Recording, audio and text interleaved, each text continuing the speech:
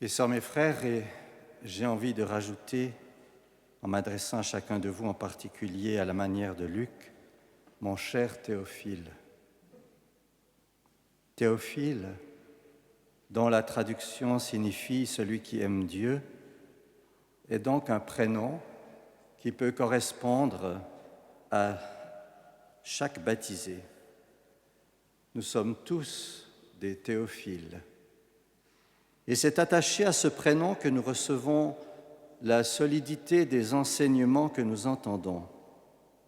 Rappelez-vous, c'est la motivation de Luc d'écrire lui aussi un récit des événements qui se sont accomplis d'après ce que nous ont transmis ceux qui, dès le commencement, furent témoins oculaires et serviteurs de la parole.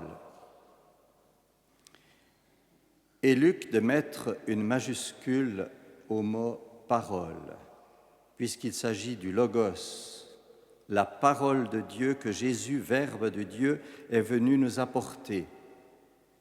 Et non seulement nous apporter, mais nous révéler, lui donnant un visage, un corps, une force. En elle, nous contemplons le visage de Dieu. Par elle, nous formons son corps en Jésus, l'Église. En elle, nous découvrons sa vraie nature qui est l'amour. Tout cela était déjà présent du temps de l'Ancienne Alliance, et en cela, le livre de Néhémie, entendu tout à l'heure, nous en donne un récit éloquent. Depuis le don des 10 paroles à Moïse, Dieu n'a cessé de parler au peuple à travers ses prophètes, révélant sa présence dans sa promesse, marquant son compagnonnage en ses prodiges, montrant son attachement par sa pitié. Ce qui est extraordinaire et qu'il faut bien retenir, ce sont les dernières paroles, ce sont ces paroles de Saint Jean. Dieu, personne ne l'a jamais vu. Le Fils unique, lui qui est Dieu, lui qui est dans le sein du Père, c'est lui qui l'a fait connaître. Dieu, personne ne l'a jamais vu. Et pourtant, il a toujours été présent auprès de son peuple, hier comme aujourd'hui, par sa parole. La parole de Dieu nous donne à voir Dieu. Et en cela, le récit de Néhémie est éloquent au premier degré. Le prêtre Esdras apporte le livre de la loi en présence de l'assemblée, composée des hommes et des femmes, et de tous les enfants en âge de comprendre. Esdras fit la lecture, tout le peuple écoutait la lecture de la loi, le scribe Esdras se tenait debout sur une tribune de bois. Esdras ouvrit le livre. Quand il ouvrit le livre, tout le monde se mit debout. Alors Esdras bénit le Seigneur, le Dieu très grand, et tout le peuple, levant les mains, répondit « Amen ». Amen. Puis ils s'inclinèrent et se prosternèrent devant le Seigneur, le visage contre terre. Ce rituel de l'écoute de la parole, nous le vivons lors de chaque rite sacramentel. Je n'ai donc pas besoin d'en faire ici un commentaire. J'aimerais mettre seulement le doigt sur quelques mots. Il s'agit d'abord du livre de la loi, c'est-à-dire le visage du Dieu invisible. Puis, on nous parle de l'assemblée, y compris les enfants qui peuvent comprendre ce qu'ils comprennent, mais ils sont là, c'est-à-dire le corps du peuple, l'Église en devenir. Et ensuite, on évoque le mouvement de la foule qui se met debout pour écouter, c'est-à-dire prenant la position qui favorise une écoute active de quelque chose que nous recevons,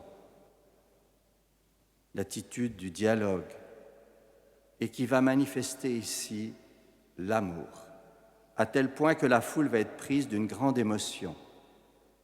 Et enfin, vient la bénédiction du Dieu très grand que l'on va écouter et que le peuple acclame par des « Amen », c'est-à-dire une profession de foi en ce Dieu présent.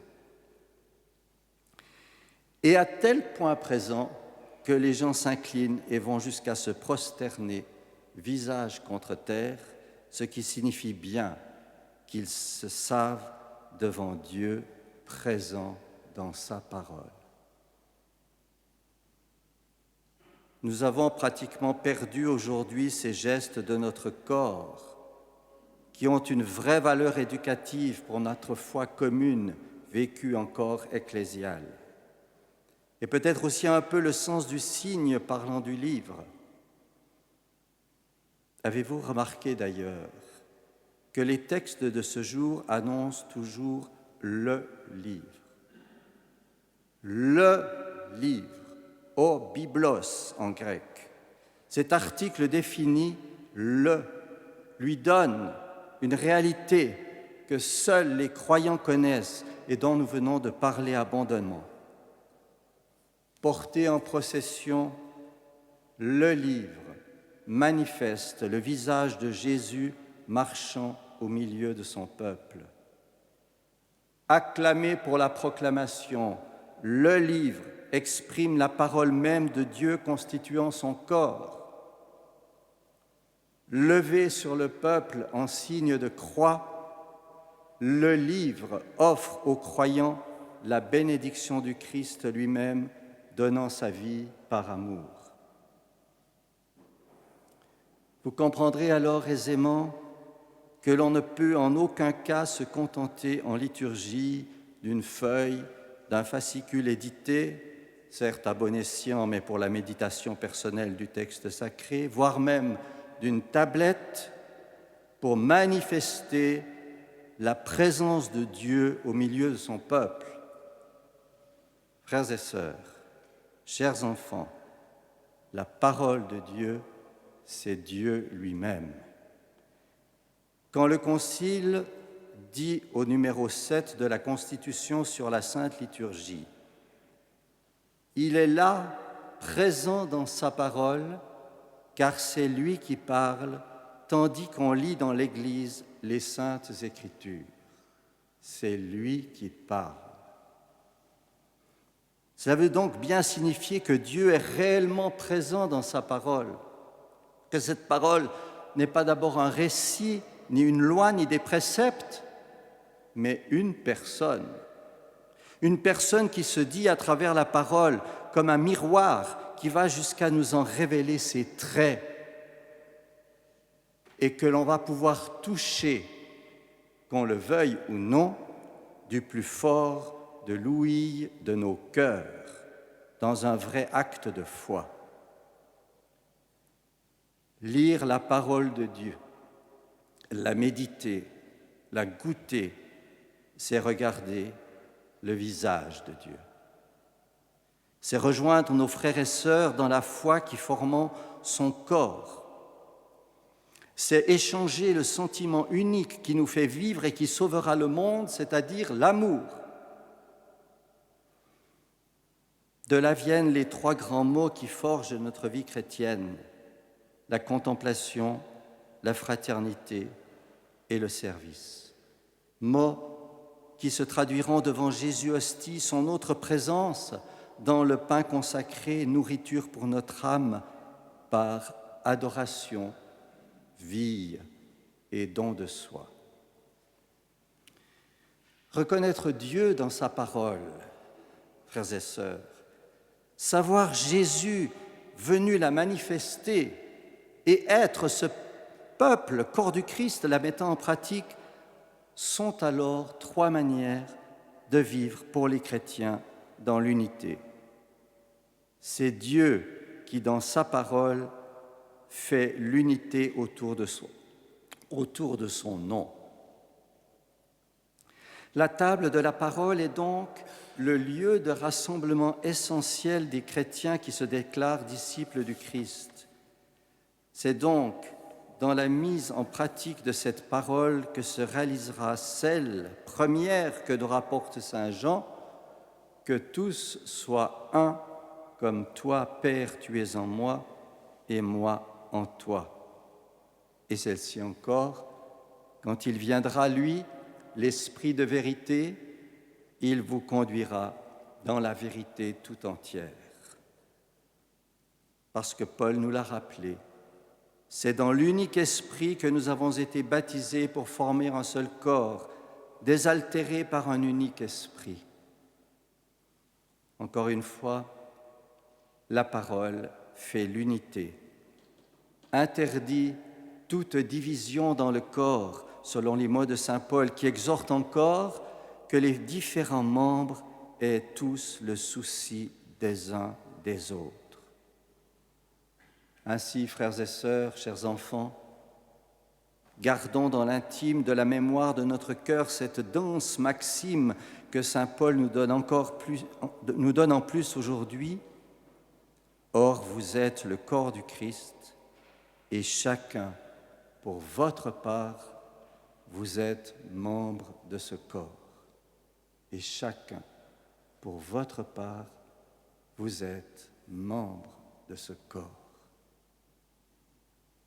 Et enfin, venant comme une vérification, une preuve appuyant toute notre méditation de ce jour, voici le texte de saint Luc où Jésus lui-même prend la place du livre.